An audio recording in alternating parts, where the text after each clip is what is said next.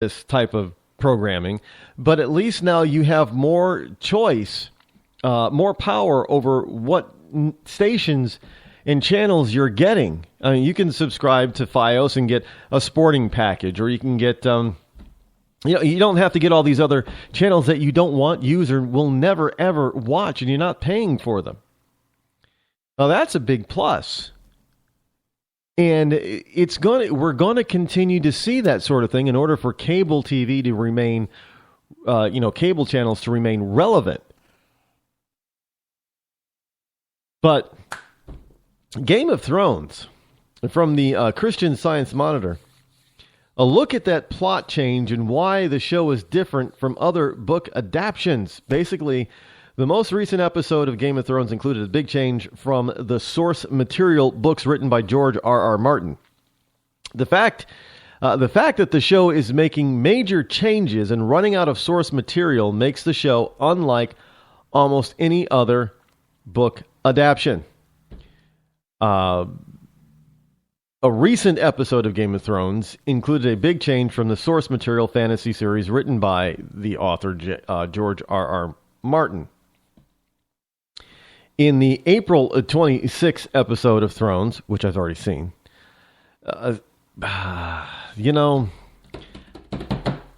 if you haven't watched it yet, this is a spoiler alert. You know what? I'll bring this story to you next week, and I'll keep it on the down low.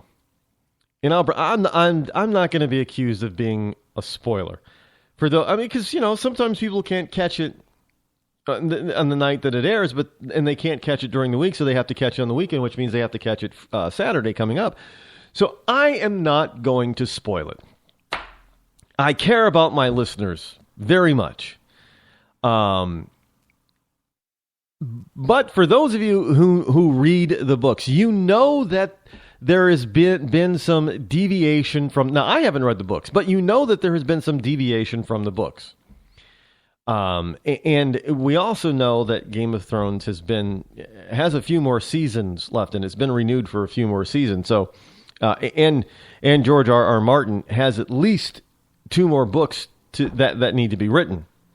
So I don't know when or how this is going to end, and nobody has a clue.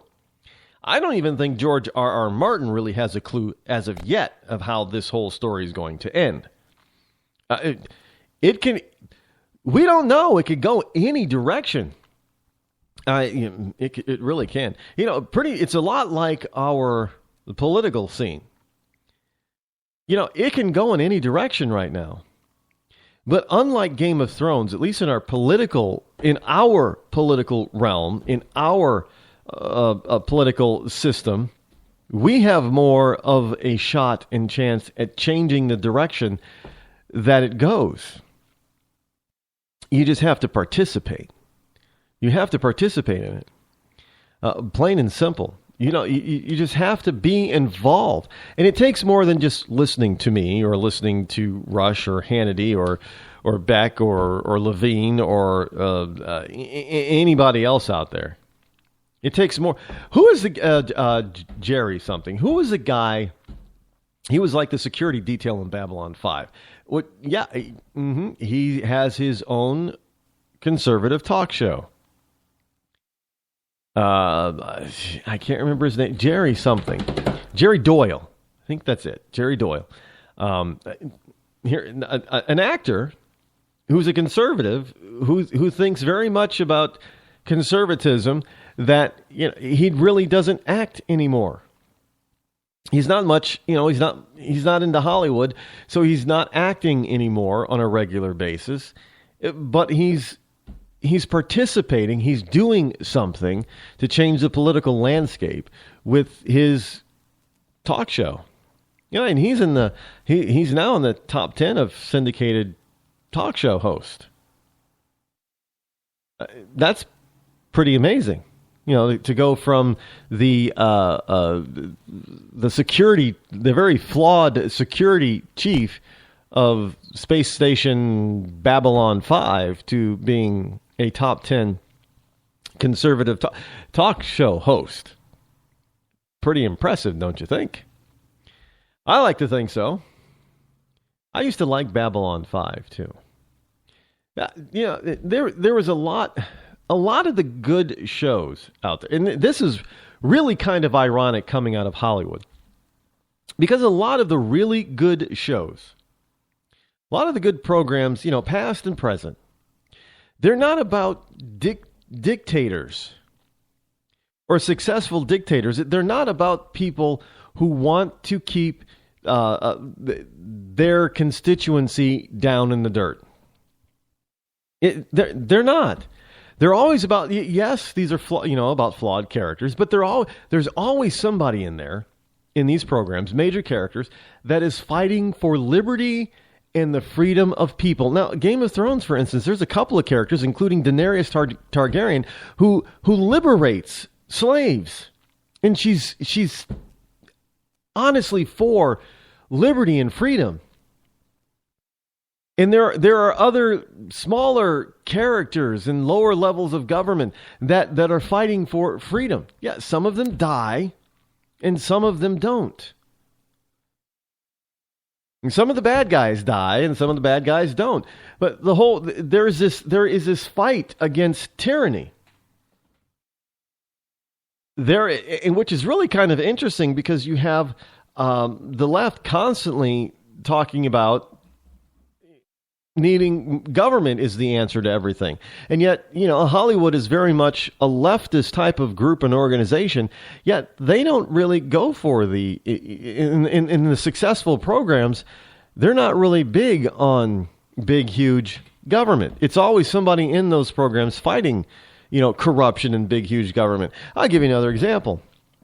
There's a new program on Netflix that I'm slightly hooked on, and that's Daredevil. No, it's not the Ben Affleck Daredevil. It's an actual Marvel series. And this is, Daredevil's always been about somebody who wants to protect people's liberty and understanding and going by the law, and that sometimes, this vigilante Daredevil, he might operate outside the law a little bit, but there are certain lines that he won't cross in order to protect the people, by allowing the people to be able to live a life as they want to live in our constitutional-based society. Fighting crime and corruption, that's his big deal. So it's amazing that these programs, these successful programs, have a lot to do with fighting tyranny and corruption and big overbearing government. And yet these same people who watch these programs, they go out and they vote for people who all those people want is big government and corruption and, scandal after scandal. Really. We honestly have to stop and think, we often say that art often imitates life. Well, maybe we should really start reversing that and start saying that life should, in some ways, imitate art. In that we should get people to believe in reality in what they're watching in fantasy. It's not hard to see, what the big draw of these programs is. I mean, we do tend to like them, do we not? Do we like programs that lift us up, or do we like programs that sort of bring us down? Well, we tend to like programs, not non-news programs, entertainment programs. We tend to like entertainment programs that lift us up, that make us feel good. I haven't seen the latest Fast and Furious movie, Furious 7 or Fast and Furious 7, whatever it's called. I haven't seen it yet because I have lost touch with that series. I haven't seen I think the last Fast and was, what was it, 3? Was that Tokyo Drift? I didn't even watch all that. I thought that was kind of, boring. So I lost track of it. But now it's like one of the biggest movies of all time. Now, from what I understand, it's a kind of, it's a ride for a movie. It's a thrill ride. But in the end, it makes you feel good. Now, isn't that what it seems like all of these movies that become humongous successes, they always have, good versus evil, where the good triumphs over evil, good triumphs over corruption, and in the end, you, the audience, feels good about having spent your hour and a half to 2.5 hours watching it. And that's true with just about any major motion picture that is a huge success. Even Frozen. Frozen, in the end, everybody feels wonderful in the end. And Frozen ends. And that was by design. But at the same time, when we go into the polling place, we don't seem to look for that same type of ending. We don't seem to really want that same type of ending. We don't want the feel-good stuff. We don't get it. And we should be looking for it there as we do in real life. What's wrong with getting a feel-good result that really helps you and your family out at the polls, the electoral polls, as it does in real life? I don't see why there's an issue.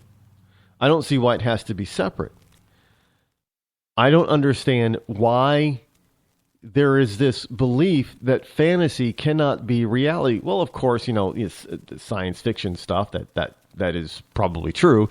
We're not going to get much of that right.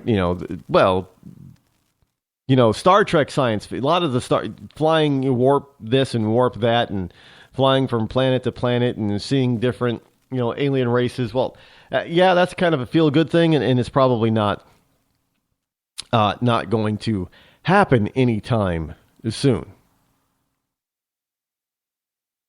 But it is still, there's a lot of feel-good stuff out there. And we Americans, and this is true worldwide, not just here in America, but we Americans, we like a feel-good story. We like to invest our time, if it's TV, 2 hours. If it's a movie, hour and a half to 2.5 hours. We like to be able to invest our time. And at the end of that time, feel good for having spent that time.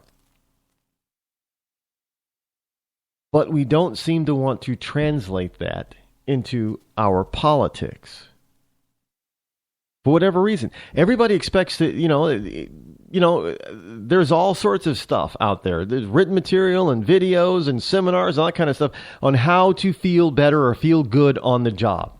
Get the job of your dreams. Do the type of work that you want to do and live the lifestyle of your dreams. It's all about feeling good. Even in your work. So it's feeling good in your entertainment, feeling good in the work that you do and how you're earning your living, but it isn't about feeling good in politics. I say that we should start demanding to feel good in politics. Because when you start looking for those types of things, if you start looking to feel good in your politics, then you're going to start demanding certain type of politicians. You're going to start demanding politicians that make you feel good, not just the day after you vote for them, but also after the end of their electoral cycle, after they serve their term. So, you're going to elect the senator. In 5.5 years, are you going to feel good about having elected that senator? And if he doesn't make you feel good, well, then you should probably not reelect him. Because, we're expecting the movie to make us feel good. We're expecting our job to make us feel good.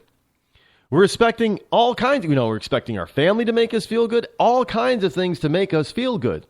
We're expecting our food to make us feel good. Hey, you want to, be a gourmet chef. We're expecting our education to make us feel good. Sure, it's screwing our kids up tremendously. But sure, we're still expecting it to make us feel good. The only place that we're falling down on is our politics, and that's probably the most important place other than your own family to make you feel good.